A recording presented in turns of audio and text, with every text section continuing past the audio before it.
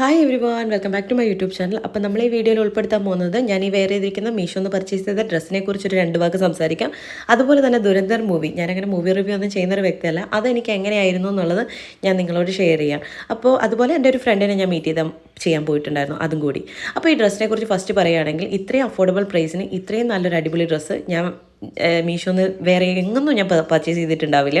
കാരണം അത്രയും അവർ ആ പ്രൈസ് അത്രയാണെങ്കിൽ പോലും അവർ ആ ഒരു ഇതിൽ ക്വാളിറ്റിയിൽ കോംപ്രമൈസ് ചെയ്തിട്ടുണ്ടായിരുന്നില്ല.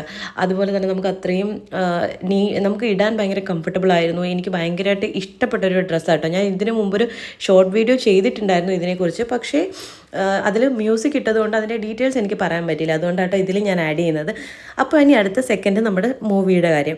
നമ്മൾ ലുലു മാളിലാണ് കേട്ടോ മൂവി ബുക്ക് ചെയ്തിട്ടുണ്ടായിരുന്നത്. ഞാൻ ആക്ച്വലി ബോളിവുഡ് മൂവീസ് ഒന്നും തന്നെ തിയേറ്ററിൽ പോയി കാണില്ല, പക്ഷെ അവരുടെ ഈ ആർമി ടൈപ്പ് ആർമി ബേസ്ഡ് മൂവികളൊക്കെ ഇറങ്ങില്ലേ, അതൊക്കെ ഭയങ്കര രസമാട്ടോ കാണാൻ വേണ്ടിയിട്ട്. ഇതിന് പ്രത്യേകിച്ച് കാരണം ദുരന്തരാട്ടോ ബുക്ക് ചെയ്തത് ഞാൻ ആദ്യമേ പറഞ്ഞിട്ടുണ്ടായിരുന്നു. അപ്പോൾ അതിൻ്റെ പ്രത്യേകത എന്ന് വെച്ച് കഴിഞ്ഞാൽ, നമ്മുടെ ഉറി സിനിമ കണ്ടിട്ടുണ്ടോയെന്ന് അറിയില്ല, ആൾക്കാർ കണ്ടിട്ടുണ്ടെങ്കിൽ മനസ്സിലാവും, അത് അടിപൊളി മൂവിയായിരുന്നു. അപ്പോൾ അതിൻ്റെ ഡയറക്ടർ തന്നെ ഈ മൂവിയും ഡയറക്റ്റ് ചെയ്തേക്കുന്നത്. അപ്പോൾ അതിൻ്റെ ഒരു മോസ്റ്റ്ലി എന്താ പറയുക, അതിൻ്റെ ഒരു എക്സൈറ്റ്മെൻറ്റ് ഉണ്ടായിരുന്നു. പിന്നെ രൺബീറിൻ്റെ നമ്മൾ ഓൾറെഡി സോഷ്യൽ മീഡിയയിലും ട്രെയിലറിലും ഒക്കെ കണ്ടിട്ട് ആ സ്വാഗും ഒക്കെ ഇഷ്ടപ്പെട്ടു. പക്ഷേ ഇതൊന്നും അല്ല കേട്ടോ എനിക്ക് മൂവിയിൽ എക്സൈറ്റഡ് ആയത്. മൂവിയിൽ എക്സൈറ്റ്മെൻറ്റ് എന്താണെന്ന് വെച്ച് കഴിഞ്ഞാൽ, നമ്മുടെ അക്ഷയഖന്ന ഇല്ലേ, പഴയ താൽ മൂവിയിലുണ്ടായിരുന്നൊക്കെ, പുള്ളി ഇതിനകത്തൊരു സ്വാഗ് ഉണ്ട്. ആ ഒരു എൻറ്റയർ മൂവിയിലും നമുക്കൊരു ആദ്യത്തെ ഫസ്റ്റ് ഹാഫ് നമുക്ക് ഒട്ടും ബോറടിക്കില്ല. സെക്കൻഡ് ഹാഫ് സ്റ്റാർട്ട് ചെയ്യുന്ന സമയത്ത് ഒരു 10-15 മിനിറ്റ്സ് നമുക്ക് തോന്നും ലാഗാന്ന്. പക്ഷെ അതെല്ലാം അപ്ലിഫ്റ്റ് ചെയ്തുകൊണ്ട് ബാക്ക്ഗ്രൗണ്ട് സ്കോറും അതായത് അതിനകത്ത് മ്യൂസിക്കും എല്ലാം നമ്മൾ പിടിച്ചെടുത്തും. അത്രയ്ക്ക് അടിപൊളിയായിട്ട് കേട്ടോ ആ മൂവി എടുത്തു വെച്ചിരിക്കുന്നത്. തിയേറ്റർ വാച്ച് തന്നെയാണത്, തിയേറ്റർ എക്സ്പീരിയൻസ് ഉള്ളൊരു മൂവി ആട്ടോ. നിങ്ങൾ എന്തായാലും പോയി കാണണം. അതെല്ലാം കഴിഞ്ഞ് ഞങ്ങൾ ഉച്ചയ്ക്ക് തിരിച്ചെത്തി. പിന്നെ ഞാൻ ഒറ്റയ്ക്കാട്ടോ പോയത്, കാരണം ഉച്ചയ്ക്ക് ശേഷം ശ്രീക്ക് ഷിഫ്റ്റ് തുടങ്ങുന്നത് കൊണ്ട് ശ്രീ ഉറങ്ങാനായിട്ട് പോയി. അപ്പം മെട്രോ എടുത്തിട്ട് ഞാൻ MG റോഡിലേക്ക് ചെന്നു, കാരണം അവിടെയാണ് എൻ്റെ ഫ്രണ്ടിനെ എനിക്ക് മീറ്റ് ചെയ്യേണ്ടായിരുന്നത്. ഇതാട്ടോ വിജിത്തിനെ അല്ല കേട്ടോ മീറ്റ് ചെയ്യേണ്ടത്, ഇയാളെയാണ് എനിക്ക് മീറ്റ് ചെയ്യേണ്ടത്, ചാന്ദിനി. ഞങ്ങൾ 5 വർഷത്തിന് ശേഷമാണ് കാണുന്നത്. അവളുടെ കല്യാണമൊക്കെ കഴിഞ്ഞ് കുഞ്ഞൊക്കെ ആയതിനു ശേഷം ഞങ്ങൾ കണ്ടിട്ടേ ഇല്ല.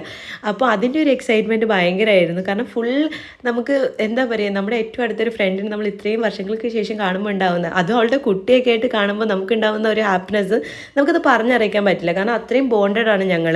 വിജിത്തിൻ്റെ വൈഫ്, പിന്നെ ചാന്ദിനി, അതാണ് കേട്ടോ നമ്മുടെ ഫ്രണ്ടിനെ നമ്മൾ കാണാൻ വേണ്ടിയിരുന്നത്. ഞാനും വിജിത്തുമൊക്കെ കൊച്ചി തന്നെയായിരുന്നു, ഞങ്ങൾ കണക്റ്റഡ് ആണ്. പക്ഷേ ചാന്ദിനി കോട്ടയത്തായതുകൊണ്ട് നമുക്ക് അത്രയും കണക്ഷൻ ഇല്ല. ഇത് വിജിത്തിൻ്റെ വൈഫ് തുണി എടുക്കാൻ കയറിയപ്പോൾ വിജിത്ത് നൈസായിട്ട് വിളിച്ചിറക്കുന്നത്. കാരണം വേറെ ഒന്നുമല്ല, ഫോട്ടോ വെച്ചിൽ നിങ്ങൾക്ക് അറിയാം, ടൂറിസ്റ്റ് ലൊക്കേഷൻ ആയതുകൊണ്ട് തന്നെ ഹൈലി പ്രൈസ്ഡ് ആയിരിക്കും അവിടുത്തെ ഓരോ സാധനങ്ങൾക്കും. അപ്പോൾ കൊച്ചിയിൽ താമസിക്കുന്നതുകൊണ്ട് തന്നെ നമുക്ക് അതിനെക്കുറിച്ച് അറിയാവുന്നത് കൊണ്ട് നമ്മൾ പെട്ടെന്ന് തന്നെ അവിടുത്തെ സാധനങ്ങൾ കാണാൻ ഭംഗിയാൽ നമ്മൾ വാങ്ങിക്കാൻ നിൽക്കില്ല. അത് കഴിഞ്ഞതിന് ശേഷം ചാന്ദിനിയുടെ കുട്ടിയെ കൊണ്ട്, അതായത് കുഞ്ഞിയെ കൊണ്ടിട്ട് നമ്മൾ പാർക്കിൽ പോയി. ഭയങ്കര രസമാണ് കേട്ടോ, അവൾ ഭയങ്കര ആക്റ്റീവാണ്. അതേപോലെ തന്നെ എല്ലാത്തിലും ഒരു വട്ടം കയറും, ആർക്കും ഒരു ഡിസ്റ്റർബൻസോ കാര്യങ്ങളോ ഇല്ല. ആളെല്ലാ റൈഡിലും കയറി ഒന്ന് എക്സ്പീരിയൻസ് ചെയ്തിട്ട് പെട്ടെന്ന് ഇറങ്ങും. പിന്നെ നമ്മൾ നേരെ പോയ ബീച്ചിലാണ്. അപ്പോൾ ഒഴിച്ചുകൂടാൻ പറ്റാത്തൊരു സാധനമാണ് കേട്ടോ ഫോട്ടോച്ചി ബീച്ചിൽ ചെന്ന ഈ ഉപ്പിലിട്ട സാധനങ്ങളൊക്കെ. അതെല്ലാം കഴിച്ച് നമ്മൾ ചെന്നപ്പോഴത്തേക്കിന് സൺസെറ്റിൻ്റെ ടൈം ആയിട്ടുണ്ടായിരുന്നു. അതെല്ലാം കണ്ട് കുറച്ച് നേരം കുഞ്ഞിയും കൊണ്ട് അവിടെ എല്ലാം ഒന്ന് കറങ്ങിയതിന് ശേഷം നേരെ വൈറ്റില ഹബ്ബിൽ വന്നിട്ട് അവരെ ബസ് കയറ്റി വിട്ടിട്ട് പിന്നെ അത് കഴിഞ്ഞിട്ട് നേരെ വീട്ടിലേക്ക് പോയിരുന്നു. അപ്പോൾ നിങ്ങൾക്ക് ഈ വീഡിയോ ഇഷ്ടപ്പെടുകയാണെങ്കിൽ please do like, share and subscribe. അതേപോലെ നിങ്ങളുടെ അഭിപ്രായങ്ങൾ കമൻറ്റ് ചെയ്യുക. അപ്പോൾ ഇത്രയേ ഉള്ളൂ. താങ്ക്